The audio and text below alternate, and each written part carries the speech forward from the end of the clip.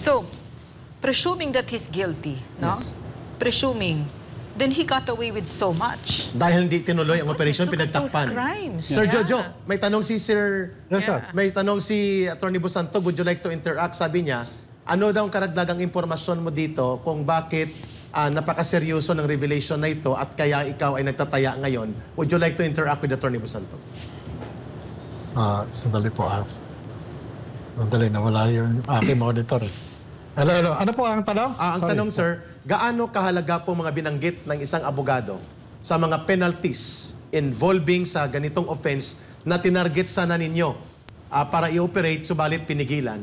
At kung kaya mo inire-reveal ito ngayon para makuha ng taong bayan na ganun kabigat ang mga krimen na ito, would you like to add doon sa revelations mo na nakikinig ngayon sa Attorney Busantog dahil napakaseryoso pala ng implikasyon ng mga krimen na nakasaad sana sa i-operate nyo, particularly involving President Marcos Jr. when he was still Senator and Maricel Soriano among other personalities. Sarap naman pala maging mayaman, ano? Ganito po yun, ano? Bali, ang so paglabas much. ko nga, ano, ito yung dun sa yung pagkakalabas, ano, yung illegal na pagkakapalabas ni Maharlika doon sa mga confidential documents na naglalaman ng mga confidential o classified information. Yes. Kaya bilang alagad ng batas, dahil nalathala yan, nalantad sa publiko, no? Ang hamon na rito is yung, yung mandato ng law enforcement agency, particularly yung PIDEA. At doon sa akin, bilang alagad ng batas, noong panahon na yon, ano ang ginawa ninyo? Kung baga nalantad pala, meron palang report sa inyo na nagkakaroon ng merong nefarious activities doon sa may Rockwell, Makati, as per declaration na confidential informant. Anong ginawa nyo? So, bilang dating alagad ng batas na humahawak ng kaso na yun, talagang nagpaliwanag ako. Inano ko sa publiko na talagang merong ginagawa noong panahon na yun para ito ay magkaroon ng negation process. Sa katunayan, nagkaroon na ng pagdokumento at paggawa ng authority to operate at saka pre-operation report. Kaya nga lang, ito ay pinigilan, hindi pinayagan. Ngayon, ang implication nito doon sa yung mga penalties na dapat ay naipataw doon sa mga personalidad. Kung ito ay inabutan, ay talagang mabigat ang kakaharapin nila. Yun po yung yun po yung nakikita namin, depende pa doon sa mga makukuha doon sa lugar kung sakali. Pagpalagay natin ang may nakuha dangerous drugs doon at ang threshold halimbawa lang ay 5 gramo o 10 grams. Pero kung lumampas ito at nandoon sila, merong constructive possession silang kakaharapin na violation ng section 11, kung hindi ako nagkakamali. Medyo matagal na kasi yung... Section 11. Section 11. Opo. Yun, non-bailable offense po yun. Pero kung below threshold, bailable. Pero tama po yung sinasabi ni attorney na yung maintenance ng drug din, kapag talagang napatunayan ka dyan, habang buhay na pagkabilanggo po yan. Ayun. Sir Jojo, may binanggit ka sa Senado, recorded na po ito. Kung kaya napakaseryoso pala at napakabigat ng mga karampatang penalty at binanggit ni Atty. Busantog ito, kung kaya pinagtakpan at pinaniobra na mapigilan ang paglulunsad ng legitimate operations against then Senator and now President Bongbong Marcos Jr., ang isa sa lumabas na personalidad on record sa Senate revelation mo noong nakaraang linggo ay ang pangalang Executive Secretary Paquito Ochoa. At sabi ni Atty. Busantog, at that time siya ay active government official, ang pagtatakip na ito ay may karampatang mabigat din na mga penalty. Tama po ba yung pagkakuha namin that you were identifying in your revelations na si Paquito Ochoa, the Executive Secretary of Noynoy Aquino, was involved sa pagtatakip at maniobra na mapigilan ang operations na ito? Hanggat maaari muna po sana, ayoko muna pag-usapan yung patungkol kay E.S.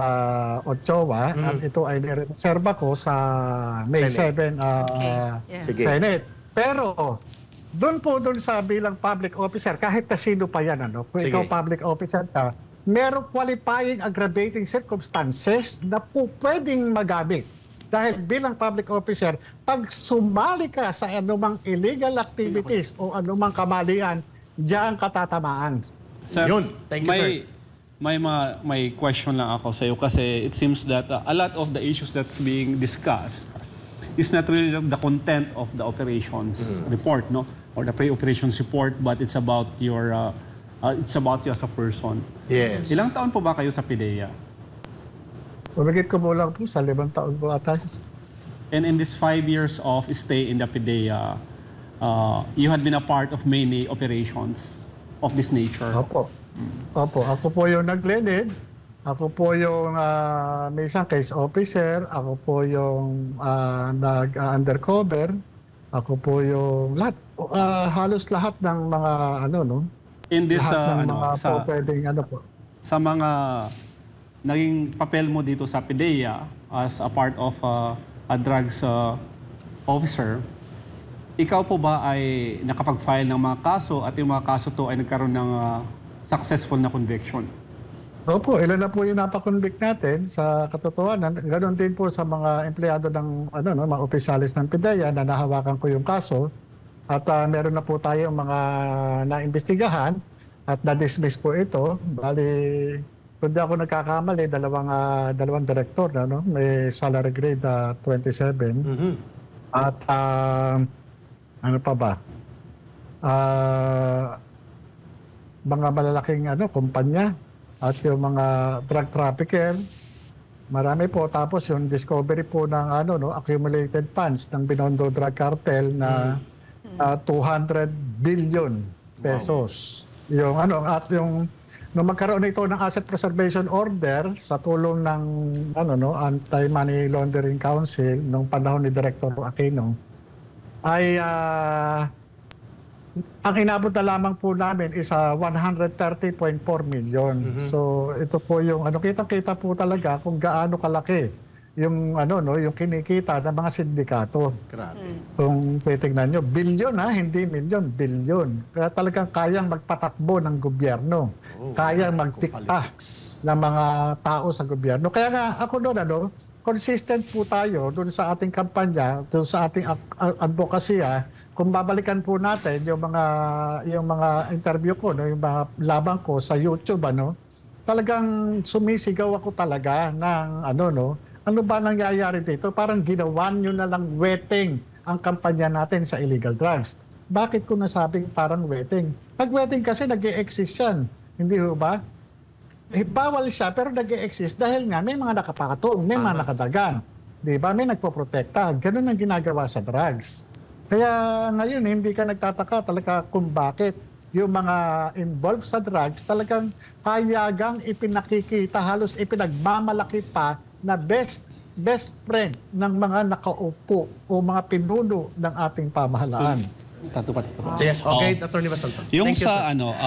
kasi yung sa akin is ibig sabihin pala you had been a part of successful operations ng PIDEA. In fact, you had been part of big operations concerning personalities. So it's not a first time experience for you to be involved in an operation concerning a popular individual, no? Parang ganon. Alam nyo, yung popular individual na tinutukoy nyo, kung ito si Pangulong Bongbong Marcos, nung inimbestigahan ko naman po yan, tinrato ko lang pong ordinaryong tao lang yan. Kasi kung yan, itatrato ko siya na isang malaking tao o ano man, hindi ko nagagawin yan. Nakita ko talaga, ang motivation ko lang naman nung binigay sa akin yung trabaho na yan, Meron pa akong, yung motivation ko dyan, yung nakita ko, nagkaroon ako ng first-hand information dun sa personal knowledge nung confidential informant. Nakita ko, nandudumilat dun sa mata ko talaga. Yun, nasa litrato. Klaro. Hindi nakita pa niya sa akin yung cellphone. Sabi niya, sir, ito po yan. Ito po yung nandyan sa Tapos ito po yung isa. Yan. ang tanong ko, sir, buhay pa ba si CCI? Buhay pa ba siya hanggang ngayon?